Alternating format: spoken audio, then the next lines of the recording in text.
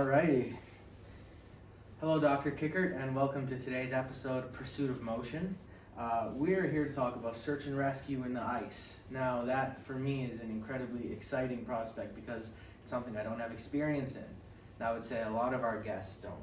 Dr. Kikkert was my PGov professor, so public policy and governance. We spent a lot of time talking about, the workings of the bureaucracy and how policy actually gets made, and the different people involved, both as creators and also as consumers. It's an honor to have you here with us. Excited to be here. I'd love to know what sort of led you to this position where you're teaching a class like this. What led you to, education, I suppose, to start? Yeah, no, that's a great question. I think, it's been a bit of a circular route to get to public policy and governance at St. Francis Xavier University. Woo! Yeah, I've always loved history, actually. So I've always loved to study history and look into history. And that was my initial studies were actually focused on history. For a while there, I wanted to be a medievalist, actually, looking at, I really like knights and castles, but that's not really a reason to become a medievalist. And then I took in my third year of my undergraduate degree, which was in history, a course on the Arctic by Whitney Lockenbauer, one of the foremost experts on the North American Arctic in the world. And I really got into it. It was a great course. Before that, I knew some of a little bit about the Arctic, John Franklin, some of the more standard, pieces. But that was the first really deep dive into the region, and I just came away fascinated. I had a few opportunities to get up north because of Dr. Lockenbauer after that, which got me even more invested. Arctic history became my focal point. It's what I did my master's in. It's what I did my PhD in. But largely I was looking at kind of security, sovereignty issues in the region from a historical perspective. During my PhD, I had the opportunity to live up north for a couple of years, living in the Northwest Territories, spent a lot of time in some communities in Nunavut as well. And it was when I was living there that I started seeing kind of the everyday impact of search and rescue and of emergency management, emergency preparedness in northern communities. When I was in Fort Smith teaching, there was a wildfire that almost cut the community off. In Cambridge Bay, there was just so many searches on a regular basis, and you see how important it is to people's lives. So I floated around history for a long time. I ended up at Sheridan College after I was done teaching up north, and I was teaching public history there, very focused on that. And then this job came up at St. Francis Xavier University, right, which was focused on, it was the Irving Shipbuilding Chair in Arctic Policy. I thought it was a long shot, obviously with my background in history, but I gave it a go, was able to get the position, and it gave me this chance to kind of pivot, right? I still love history, but I don't really do too much of that anymore. I pivoted pretty strongly towards emergency management, search and rescue. So I love that door opened because it's a space I'm very passionate about, very interested in, and things have kind of clicked from that point on. So again, a bit of a circuitous route to teaching public policy and governance, and to a focus on kind of more emergency management, search and rescue issues, but definitely an exciting journey. How would you say St. FX has impacted your research and your, movement into search and rescue? Yeah, I mean, it's led to like I said, quite a dramatic shift in my research focus. I wanted to be creating policy relevant research on contemporary issues, and obviously had this interest in emergency management, search and rescue from my experiences up north. St. FX provided the venue to actually, connect those things and to move forward on them. Being able to stay in one spot for a while, right, as St. FX has afforded me the opportunity to do, has also allowed me to get stitched into kind of the local search and rescue network. So I'm currently serving as a searcher team leader for the Strait Area Ground Search and Rescue Team, which covers everything from a big chunk of eastern Nova Scotia. So again, the ability to be in a university where I'm able to kind of focus on my policy interests and at the same time put down these roots into the community and start kind of doing more of the practical side of things as well. It's been an awesome opportunity. Really enjoyed it. Yeah. How often would you say locally that you are involved in these search and rescue operations in this area? Yeah, that varies quite a lot. I mean, we're doing training very consistently, but in terms of actual searches, it differs year to year. So far, I think our team has done six or seven, I think, call-ups this year. So yeah, I mean, it's hard to give you a number on that, but certainly it's been a busy year so far for the team. So before we dive deeper into search and rescue, I just want to talk about something anecdotally from the classroom. One of the most important things that Dr. Kikkert made sure to convey is the importance in storytelling when it comes to, relaying what it is that you're trying to share, when it comes to, the framing of an issue and really motivating people to follow what it is you're talking about. So what leads you to choose the sort of lessons that you bring to first year and second year students? What made that stand out as an important thing to teach? The importance of narrative, you mean? Yeah. Yeah, because I think obviously when we're doing policy analysis, which was of course the last course you were taking, focused on that. Of course the numbers matter, the statistics matter, the data is of course important. But you can't forget that communication is essential at every step of the policy process. And in policy analysis, your options, your alternatives, they're only as good as they are communicated, right? So again, I think sometimes we get a little disengaged from the need to tell a story effectively, to make it interesting, to frame it effectively, right? To make people understand it, care about it, and kind of get on board for your solutions, right? You have to make the data tell the story, right? And so narrative is important. How you communicate things is vital and essential. I think for something like search and rescue, for my research, I've been there before where I can put up slides with the data we've gathered, this many searches and these kinds of conditions, and these are the challenges associated with those searches, and you see people nod their head and they're kind of engaged.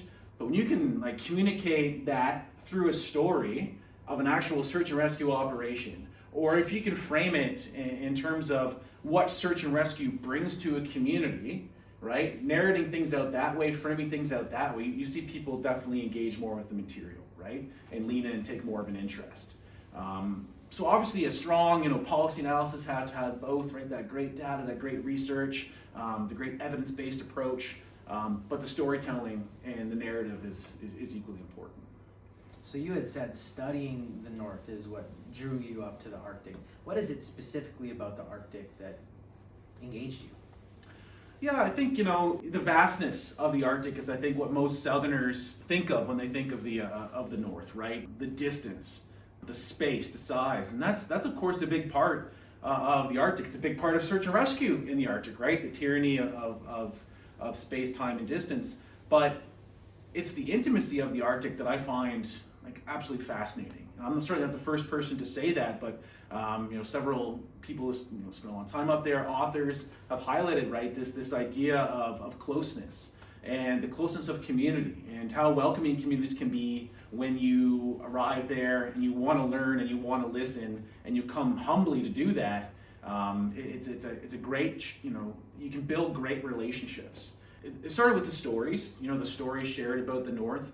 That third year class I was telling you about from Dr. Lockenbauer, he had spent a lot of time up north. He was able to share a lot of stories from Northerners, and they're fascinating, right? It's a very austere environment. There's a lot of rich, rich stories there that come out that are really captivating.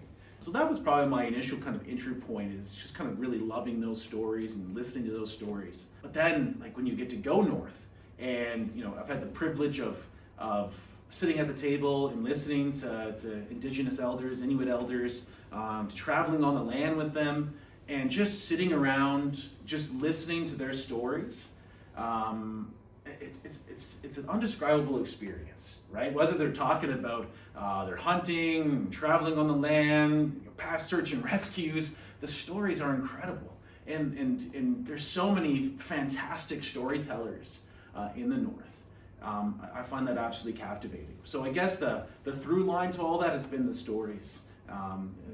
It's really what draws me there and keeps me very much interested in that. I just feel so privileged every time I get to go hang out with Northerners or spend some time up north. The stories are they're incredible. Yeah, so there's obviously a gap between, exploring and participating and listening and actually engaging in search and rescue. Mm-hmm. So what would you say? Would you say there was a pivotal moment that took you from listener to actor, I guess?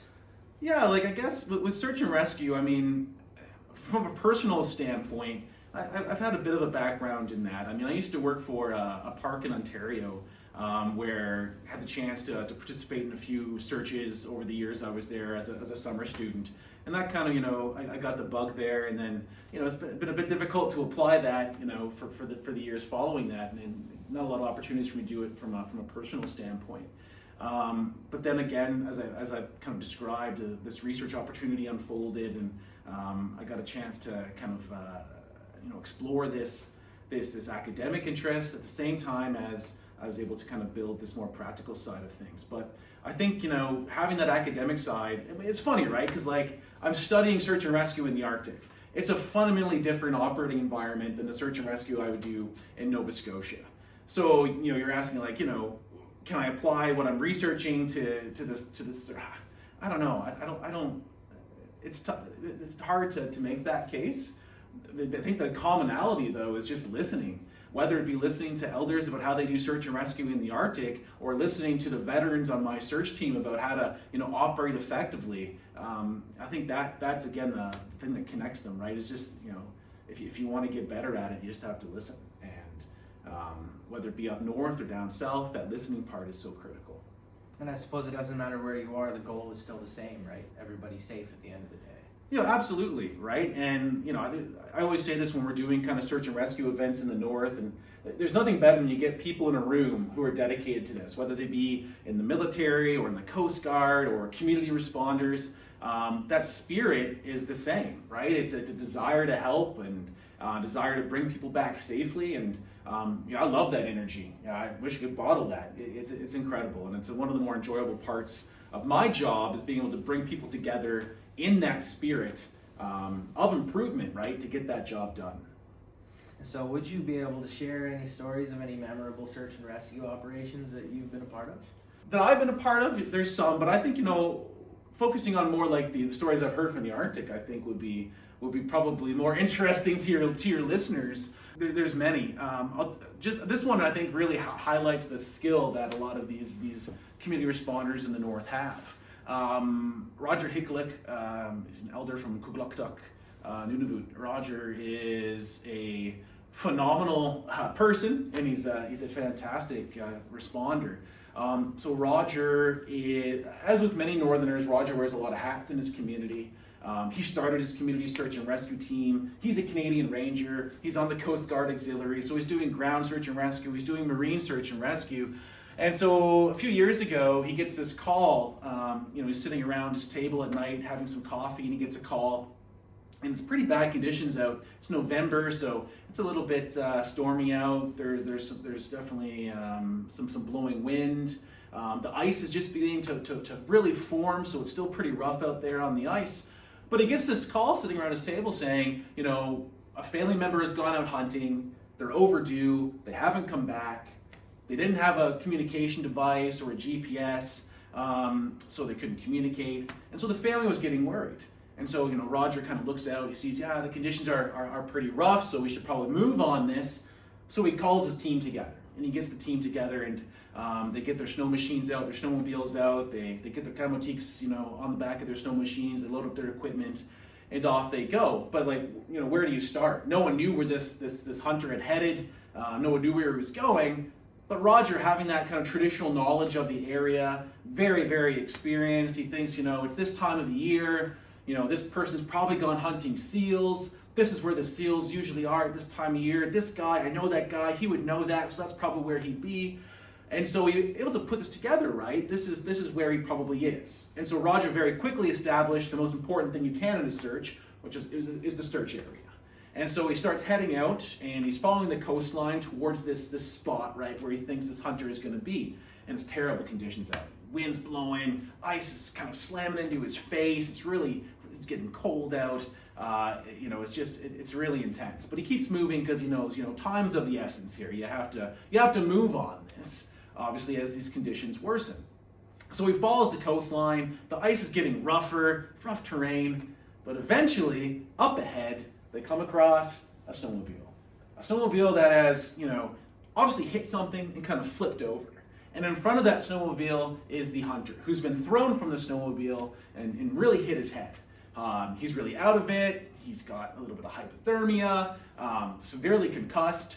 And Roger, though, because he's a ranger, he's gotten first aid training through that.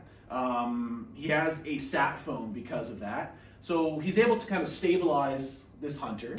And he calls in to Ranger headquarters. And he's able to arrange a rescue flight from 440 Squadron, so a Twin Otter coming from Yellowknife.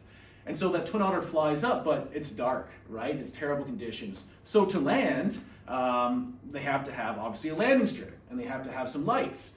So Roger looks around and he sees, what can I do here? How can I make a landing strip? Well, he does have ice strip training from the Rangers, so he's able to kind of, create with his team a rough kind of landing strip. But then how do you light it so the plane can actually see? Well, he gathers up all the old furs he has from the different camotiques and different pieces of clothing, and he actually lights those on fire along the side of the this ice strip they've just created. The plane, the Twin Otter, is able to see that, comes in for a landing, picks up the hurt hunter, brings them back for hospital care, and his life is saved because of that. And so Roger tells me this story over coffee and across his kitchen table, and I said, Roger, that's a hell of a story, right? That's a pretty hard search. And he's like, yeah, I guess it was a pretty hard one, but I've had harder, right? So, again, this is just, those are the kind of stories you hear a lot, right? Those incredible stories, people using their skill set, their traditional knowledge, braving the conditions to go out and execute these rescues. So what would you say are the most important lessons to take away from that story? Expanding it to a more macro view. Yeah, I think the importance there of the training that's required to effectively conduct search and rescue operations in the Arctic. It is an austere environment. It is a dangerous environment. So if you are not experienced, if you do not have the training, the skill set, it can be lethal, right? So ensuring that as many community responders have that skill set, have that training, have those tools like the sat phone as possible is a great lesson to pull out of that. I think just more generally, in terms of a macro lesson, as someone who studies this and listens to a lot of the dialogue around it, we focus on challenges and weaknesses a lot when we talk about search and rescue in the Arctic. There's a gap here, there's a gap there, there's deficits, right?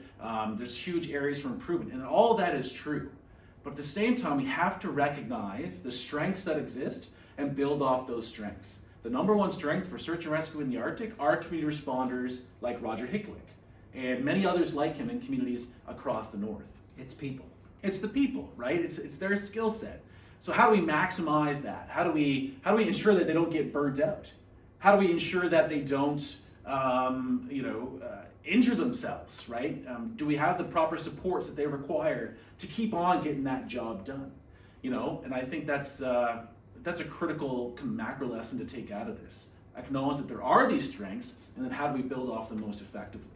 Another lesson out of that search, and this is true for almost every search in the north, and I'll just get to it now. This is the primary difference between the search and rescues that we experience in the south and that in the north. In the north, you almost always know the person you are searching for. So I've said this many times, right? Like, I think in their heads, Southerners think of search and rescue in the north. They think of the vast distances involved. They think of the cold environment as the defining features of it. And that's true to an extent. But it's the intimacy of the searches that really is, to me, the core defining feature. Roger knew that hunter. Roger was related to that hunter, right? Loosely. And that's the thing in the north, right? If you're searching, everyone knows the person you are searching for. It's a brother, it's a father, it's a cousin, it's a neighbor, it's a best friend. And so Roger's story ended well. They found this individual, they got them to safety. A lot of searches don't. And the impact that has on the searchers from a critical incident stress perspective, from developing into PTSD. I hear a lot of those stories, right? Doing this work, I've heard stories of brothers finding their brothers, right, dead on the land. Fathers finding the remains of their sons. And probably people who do search and rescue are hearing that and being like, oh, why are they going to search for their family members? We'd never let that happen in the South. Well, there's capacity issues, right? Sometimes it's this pretty small group that's willing to go out on these searches or has the requisite skills to go out on these searches. So even though they'd rather not search for their brother or their son or their cousin, they have to. And that intimacy of search and rescue, explains why they do it. They want to serve their communities, they want to help their family members, they want to help the people they love, but it also explains the tremendous mental impact that search and rescue in the Arctic can have on community responders. And to me, that if you look for the biggest challenges, that burnout part of it, that mental health part of it, and the lack of supports for mental health that exist across much of the North, that's a real crisis right now for search and rescue in much of the Canadian North. Wow. I mean, the prospect of searching for a loved one, knowing that you're one of the only people capable of doing it in the region, again, in that vast, expansive Arctic, I can only imagine the toll that would take. And not to compare myself, but anecdotally, I know I have advanced first aid, and in workplaces in the past, I've been in that situation where someone that you care about that you're working has significantly injured themselves. And there's only so many people on site that can help. So I definitely can see that is something that people would stress about, especially in a remote location such as, these remote locations, right? Absolutely. So what would you say, I know we're already sort of talking about this, but what would you say are some best practices then? Other than, training, what are some best practices as far as search and rescue goes that people should be aware of? Yeah, so I think to get into the practical best practices of searching in the Arctic in the North, we'll get into that in a second. I just think, there's other things that need to be probably highlighted right first, right? So best practices are obviously critical, and we have collected a lot of them through the research projects we're doing. But I think it's helpful to start just with some of the more critical gaps that exist, right, with search and rescue in the North. And a lot of those are very relevant to what you studied this last year, and that's the policy and the governance gaps. So we just had a roundtable for Nunavik for search and rescue in northern Quebec. And there was a search there recently, and search and rescue in northern Quebec is very complicated, right?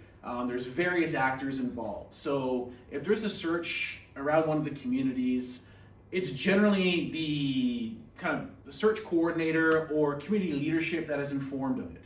But then they have to tell the Nunavik Police Service that it's going on, because technically for ground search and rescue in Nunavik, it is the Nunavik Police Service that has the mandate, the jurisdiction for it.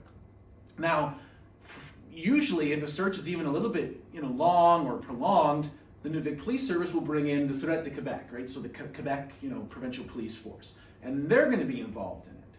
Now, for various requests for assistance, say you need federal aircraft to assist, that request, generally speaking, has to come from, or can come from, Quebec's Ministry of Public Security. So that's another layer or actor involved here.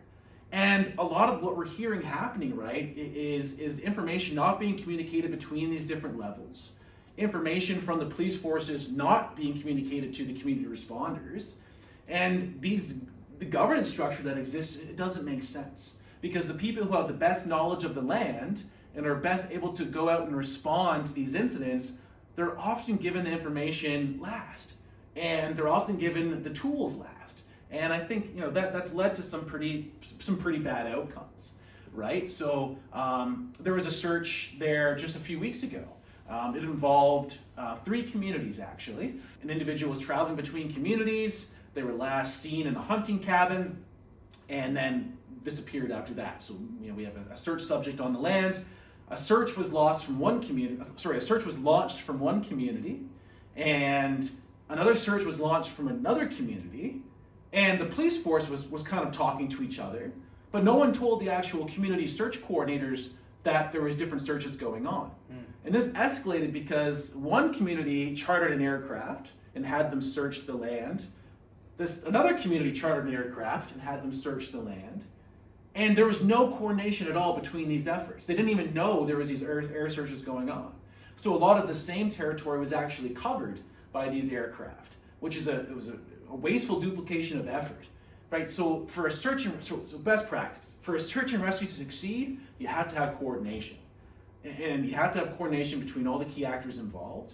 Because of the way it's set up in various jurisdictions in the North, Nunavik here is the example, sometimes that coordination, that cooperation does not exist, does not happen, right? So, one of the things that we're working on through this project is working with the Kativik Civil Security Department, which is very active in terms of training and equipping search and rescue responders in Nunavik, working with them to try to figure out how can we make this governance run more smoothly? How can we make the policies more smoothly so they actually support community responders and don't hinder their efforts, which is what's happening right now.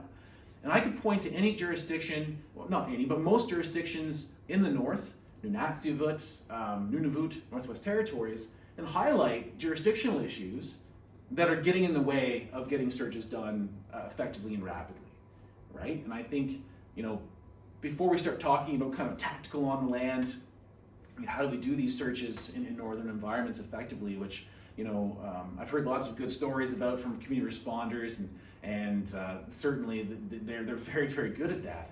Those efforts are being held back by these governance and these policy issues.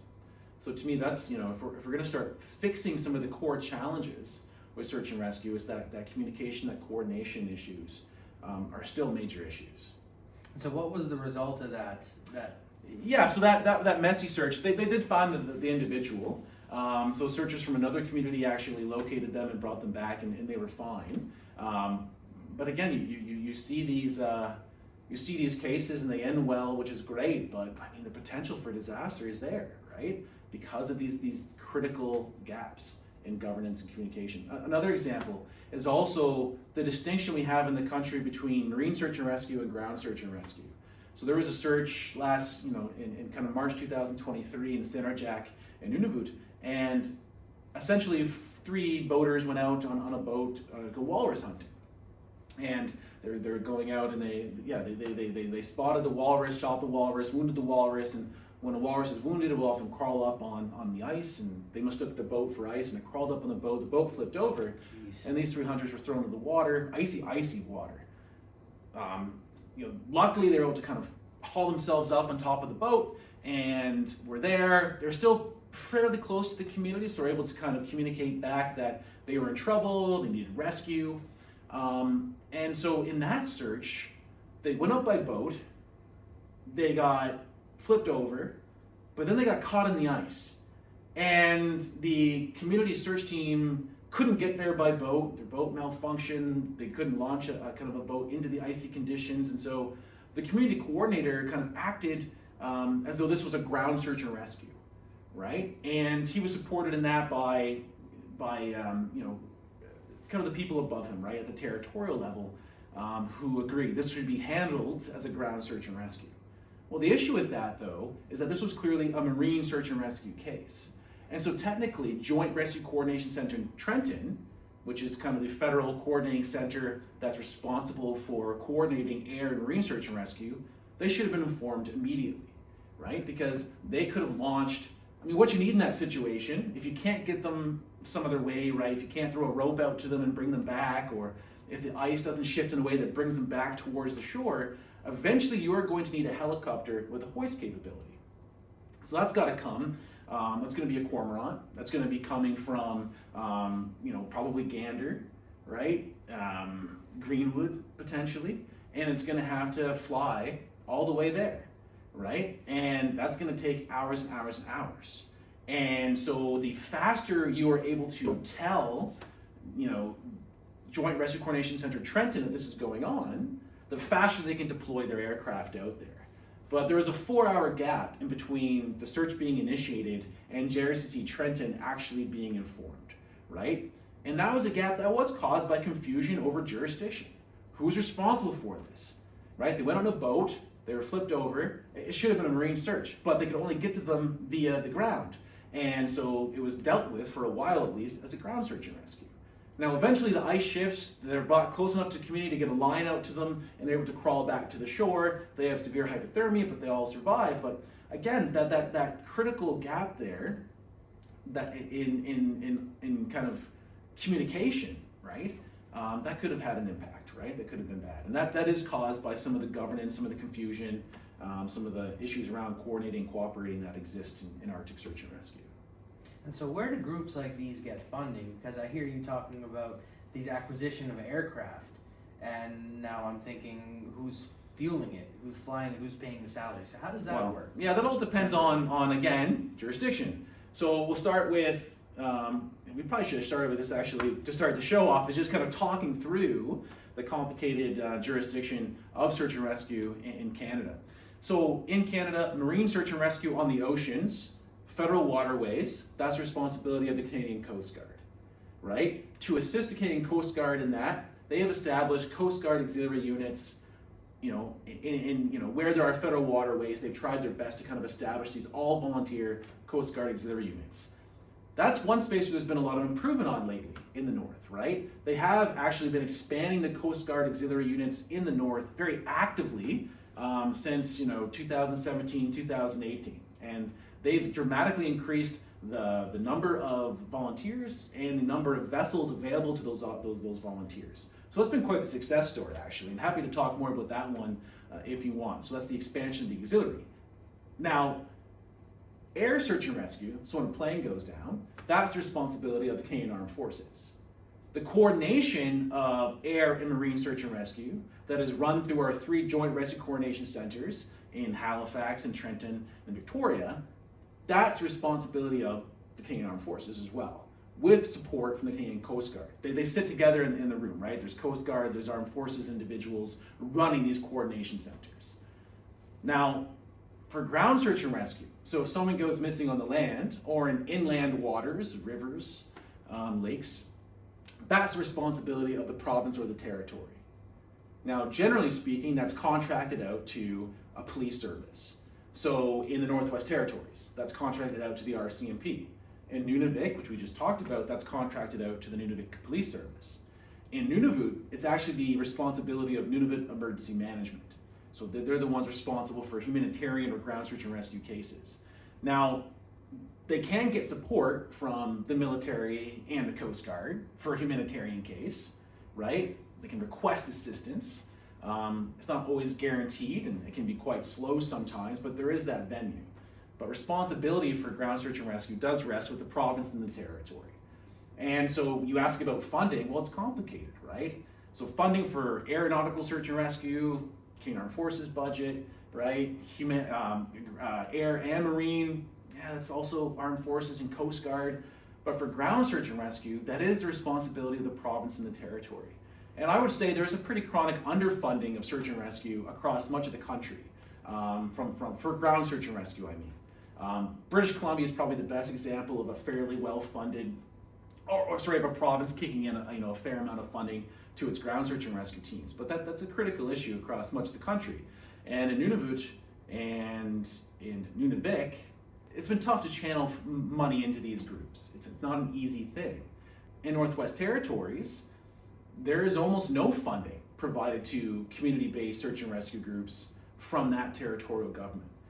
There's almost been an abdication of responsibility for ground search and rescue in the Northwest Territories. So your funding question is very complicated, and it differs across the North, right, based on jurisdiction. So we've talked about communication, we've talked about finances. What are some of the innate environmental challenges that a lot of these northern communities face? I understand it's a big question, but what would you say are some of the biggest environmental issues out there? Yeah, so I think what I feel comfortable highlighting is the changing environment, right? And this is what search and rescue responders have said to me consistently. The environment is changing really, really quickly. It's hard to recognize it sometimes, and it's leading to a lot of really severe challenges. It's leading to a lot more cases, but it's also making our job as responders much tougher. So I hear that a lot from Northerners.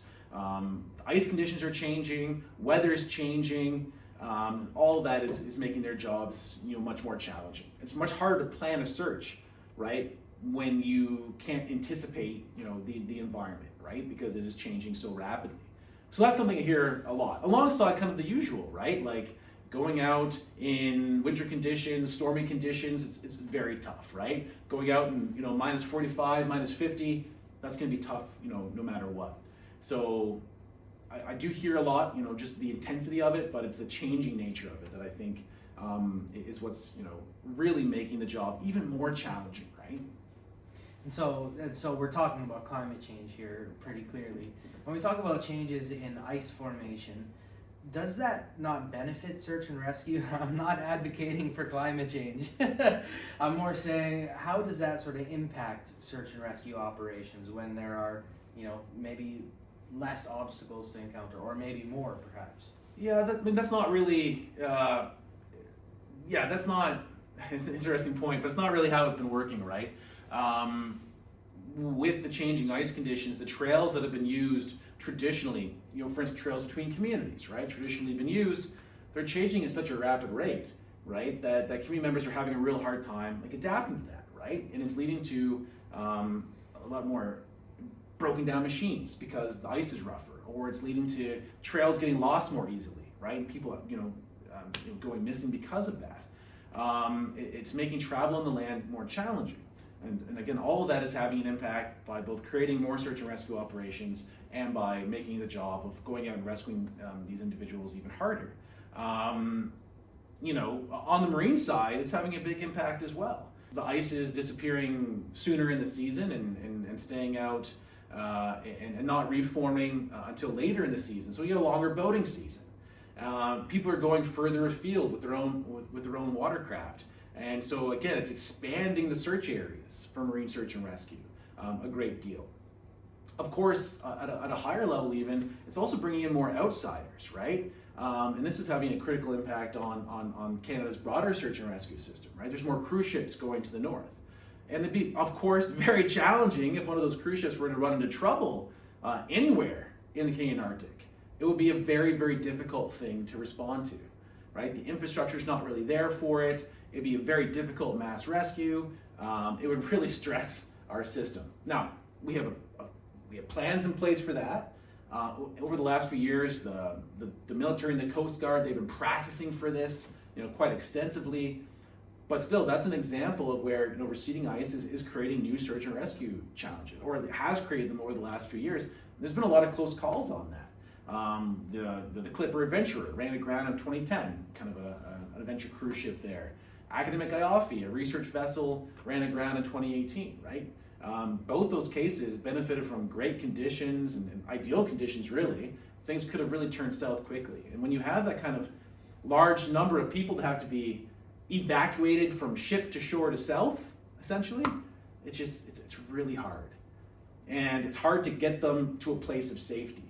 So you bring them into a community, suddenly you have 250 passengers and crew member in a small community. They're going to suck all the resources out of that community. They're going to use all the sanitation services. They're going to suck up all the gas and really have a major impact. And so how do you get them back south quickly is a critical question. But again, that's directly linked, of course, to kind of receding ice and more traffic and more outside activity, right? Climate change, ice reduction has also led to more kind of adventurers coming north, which has had a big impact on search and rescue. Some of my friends in the Cambridge Bay Coast Guard Auxiliary were rescuing French rowers, right, trying to row across Northwest Passage last summer. So, there's people who are supping now across, or trying to sup across the Northwest Passage. Sorry, what is supping? Like stand-up paddleboard or a kayak, right? And, a few years ago, there's this famous story of a group of Americans who were trying to sea-doo, right, through the Arctic waters and had to be rescued. So, this kind of opening up of this maritime space is definitely creating a lot of search and rescue headaches, for sure, on the maritime side of things. Interesting. It's like attracting people. We're talking about climate change, and see, anecdotally, you had discussed when you have, let's say, a cruise ship that runs aground, you need to have people stay somewhere. They need to have somewhere to stay before they're transported back down south. And we're seeing that as well in northern Alberta through fires. High Level Alberta, it's a very small town that I grew up, and there's been a lot of cases of either people evacuating from or being evacuated to. And every time it's very clear. You see rates of crime go up. You see garbage start going everywhere. You see people's vehicles and homes being broken into. So it's just, and that is no value judgment upon someone who needs to stay somewhere. But it's more just showing that, resources and communities get really pushed to the limit when they have, an influx of people there. How would you say new strategies are being developed to address these, climate change induced issues? Yeah, I'll just talk more generally about some of those strategies on the search and rescue side that are being, prepared. I'll kind of stick to that, but clearly this is on people's radar. It's been on people's radar for many years now. And I think, the Canadian Coast Guard, I'll say, has done a really good job, I think, of trying to prepare for this kind of situation. So they have something called their training and exercise program, which essentially is their engagement with a lot of the the cruise ship companies that are going north. They'll go out and meet with them, tell them about how a potential search and rescue or mass rescue operation would work. They often work through like a tabletop exercise to kind of game plan it out. So they're actively engaging with the people who are traveling in the north, right, to try to kind of work through some of the issues that might arise, if a vessel were to run into trouble, which I think is great. They're also doing these kinds of large-scale exercises to practice and prepare for potential mass rescue. So last summer there was a large exercise in Herschel Island, which is just above the Yukon, and they again were practicing if a cruise ship had to be responded to. And Canada does have some tools in search and rescue toolkit that are impressive. If there was to be a MAJMAR, major maritime disaster, they have kits they can deploy, right, out of our Hercules aircraft that can be deployed to support, possibly hundreds of individuals for a relatively short period of time, but at least enough to hopefully, provide some ability to stabilize, right? So we have some tools, we have plans. Practicing those plans is critical. There's been a lot of relationship building to prepare for this kind of thing, all right? And that's true in search and rescue, it's true in emergency management. It is that coordination piece, cooperation piece, the relationships that are absolutely critical, right? And there's been an active willingness, I think, from various partners involved in the north to kind of build those relationships, to strengthen those relationships in the last couple of years to prepare for any search, but also for these kind of larger scale mass rescues. So there's a lot of positive things going on, but even with all those positive things, right, a mass rescue situation in the Canadian Arctic is always going to be extremely challenging, extremely difficult, whether it be an airplane going down or a cruise ship running aground or a bulk carrier getting into trouble, large fishing vessel getting into trouble. It's not going to take a lot to really stress our system. So positive steps taken, a lot of challenges remain. In speaking about these positive steps taken, can you discuss any technological advancements that you're aware of that sort of help people with Arctic search and rescue? Anything recent? Yeah, there's been a lot of, the last few years, there's been a lot going on in this space. I'll start with one, simple one that is having an impact in parts of the north, and that's the Apple iPhone SOS. Do you have an Apple phone? Yes, sir. Is it 15? 16? Yes. So you have an emergency SOS capability. Yeah. So So if you are outside of cell service, you can set on an SOS, satellite communication will kick in, you can set on an SOS that relays your position, that relays your situation, that goes back to a call center run by Apple or a third party, and they're able to get into contact with the organization or the agency responsible for going and rescuing you. It's a pretty amazing development, right? People maybe don't have a personal locator device or a Garmin InReach device, GPS, satellite communicator. Everyone has a phone, right? And a lot of people go on the land with those phones. And so if they have this version of the Apple iPhone, they can get the help that's required. And so there's been several searches now in Nunavik, so northern Quebec, that have been initiated by Apple iPhone, right? By an Apple iPhone SOS. So that's a really interesting emerging technology.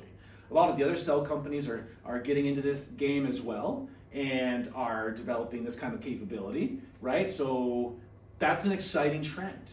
Now, I have some reservations about that as well. The Apple iPhone SOS system, it's obviously connected to the Globalstar satellite network, which does not have good coverage in the north. Once you get above a certain point in the Arctic, it's become very, very spotty, if not non-existent. And so I've also heard stories from Nunavik or northern Quebec where it has worked in some situations, but has not worked in others because it's right in that kind of boundary zone where the coverage starts to diminish. And so my concern is that people are going to start hearing that, oh, I can bring my Apple phone out. And by the way, it has to be one of the recent versions, right? It's not going to work with an older version. That mistake's been made by people. But I think more people are going to hear about this and say, oh, I can just go out with my phone and that's going to be just great. Like, that's all I need. I can easily, send an emergency SOS if I need to. In the north, that's not a guarantee, right? Because of that coverage, because of different conditions, might not work. So yes, very exciting, right? But also I think, some questions around it. Also, it's free service right now. I find it very hard to believe it's going to be a free service for very much longer, right? So that's going to be another kind of complicating factor. But that kind of phone, emergency SOS technology, that's one major trend that we see developing that's interesting. Starlink, huge impact already. There's been a few searches that have been initiated by Starlink communications on the land in the Arctic. So that's another one that I think a lot of Northerners are starting to invest in and use on the land. So that's opening up these possibilities for, again, communicating on the land and getting the help if it's required. There's a lot of technology, man. There's a lot of developments here. There's technology now that are in some of our Hercules search and rescue aircraft that can kind of create almost like a cellular field and can find a phone right out on the land, provided it has a bit of juice left. That's an exciting development that can make a big difference. So from a technology perspective, it's advancing very rapidly.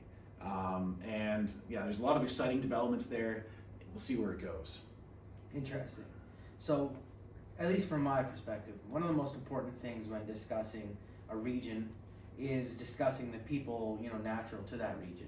And one of the biggest things that we spoke about in our PGov class is collaboration, the importance of collaborating with everybody involved.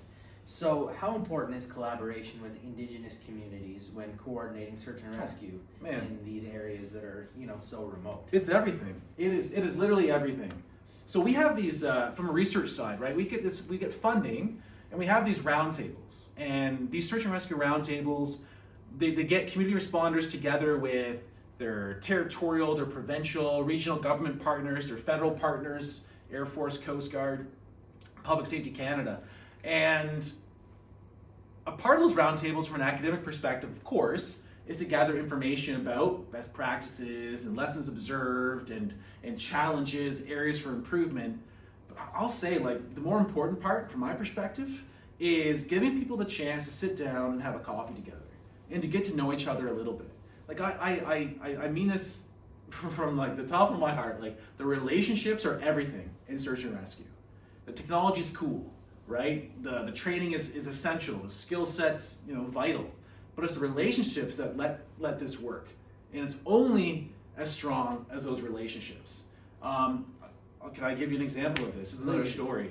So in 2003, there was a search in Ungava Bay. So that's in again, northern Quebec, Nunavik. And people had gone out on their freighter canoe traveling between communities. And a very well-known family across the region. They went missing, search happened, and there was a real strong feeling from community responders that they were not being listened to by their federal partners. They understand the way the currents and the weather works in Ungava Bay in a way that people operating in the south, right, the coordinators at the Joint Rescue Coordination Center couldn't. But they felt like their voice wasn't being heard during this search. And they felt like they didn't have the capabilities they required to go out and do the search on their own. So they really felt like they were, again, between a kind of a rock and a hard place. And the kind of feedback after that search was, if you're not going to work with us, if you're not going to listen to us, we're going to go out and do it on our own. And that's exactly what happened. So Nunavik, uniquely in this country really for many years, set up kind of a regional marine search and rescue capability that was really not hooked into the broader, federal maritime search and rescue system. They bought their own fast rescue boats, they brought in their own trainers, they did their own missions, they did their own operations. And that's awesome, right? It shows their ability to adapt. It was an incredible kind of regional initiative. So hats off to the people who put that together, people like Craig Lingard, who runs the Kativik Civil Security Department, with who I work very closely. Great work. But even they acknowledge, right, that the support they could be getting from the federal side isn't there because the relationships have not been built, right? Because they're not there. And so what was happening, though, for years, from 2004 or 5, when this fast rescue fleet was set up in Nunavik, to really just the last few years, that disconnect, right, between that regional system and the federal system meant that all the searches they were doing, and they do a lot of searches, they weren't being registered into the federal system, right? So when the federal system thinks about funding and where to allocate its resources, that's based on case numbers. Because of that disconnect, right, those cases weren't being reported. So that's a major critical issue.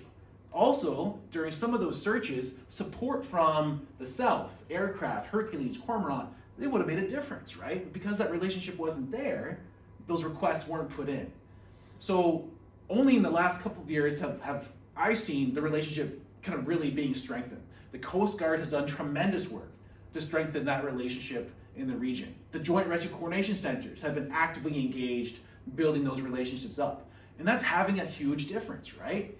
This last roundtable was at, multiple community members put their hands up and said, a few years ago, I never would have called Joint Rescue Coordination Center. Never would have done it. Now I feel comfortable doing it, and it's had an impact. Because it does, right? If you have that relationship, you feel comfortable making that call, you can get support, you can get assistance, but it works both ways, right? Something I hear consistently from Northerners is they want to make sure that their knowledge, traditional knowledge, is at the foundation of search and rescue operations in the North. And the only way that happens, right, is if those relationships are there, if they're equitable, if they're close. And it makes a huge difference.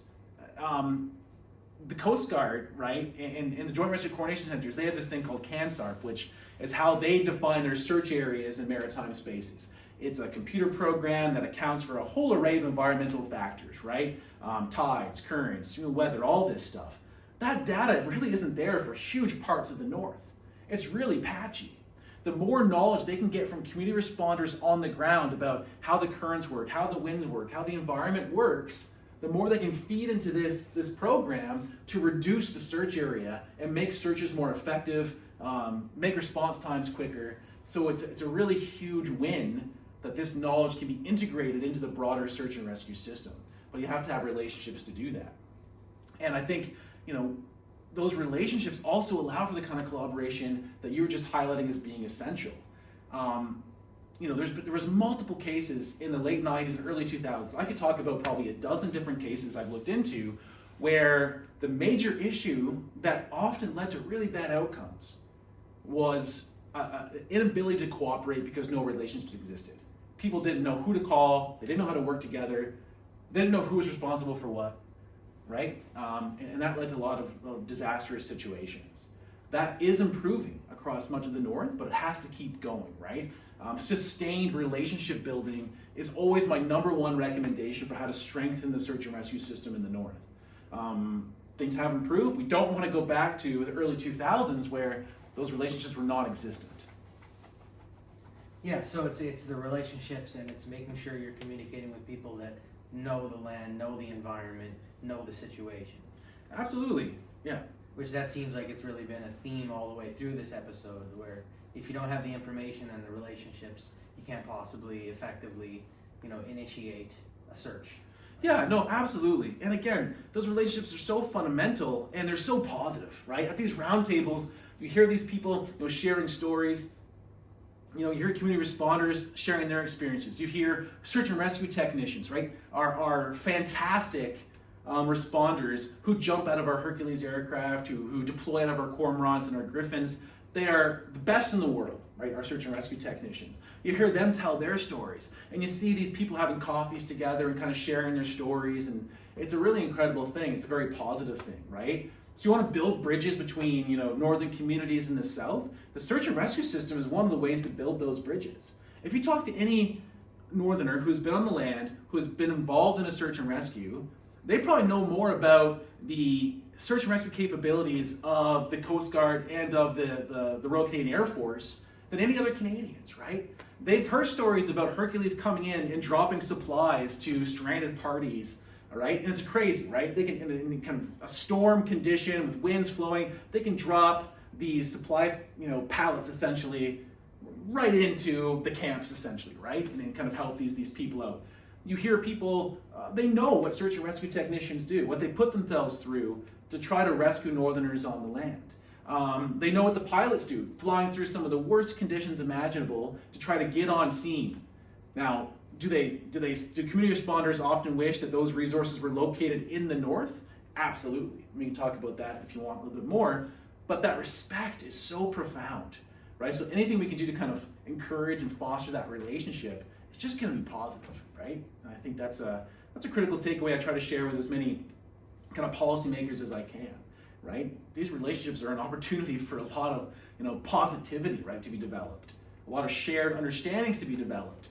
And I do think search and rescue is one of those bridges between the North and the South that can really help kind of, in some ways, bring people closer together. I know that sounds a little hokey, but I've seen it at these roundtables. It's incredible. And so, how does that collaboration? How does this sort of approach cultivate like beyond the actual rescue operation? Mm-hmm. So, if the relationship is the most important Yeah. thing, especially after an unsuccessful rescue, how do you guys sort of maintain that collaborative relationship? Yeah, and that's a great question, and it's hard. I feel for our federal responders because traveling up north and visiting communities and engaging with responders, it's critical, but it's really expensive. So in a time of budgetary cuts, is that travel a priority? Like, I certainly hope it is, and I think people are starting to understand the importance of that face-to-face engagement. But one of my greatest concerns is looking at what, for instance, the Coast Guard has built over the last few years. They have been successful in expanding that Coast Guard auxiliary and dramatically improving search and rescue operations in the Arctic because of their face-to-face, in-community training, relationship building, collaborative activities, right? That's why it's proven successful. And the only way to keep it going is to sustain those relationships. So it is worth the money to get those communities to visit, to engage, right? So that's at the community level.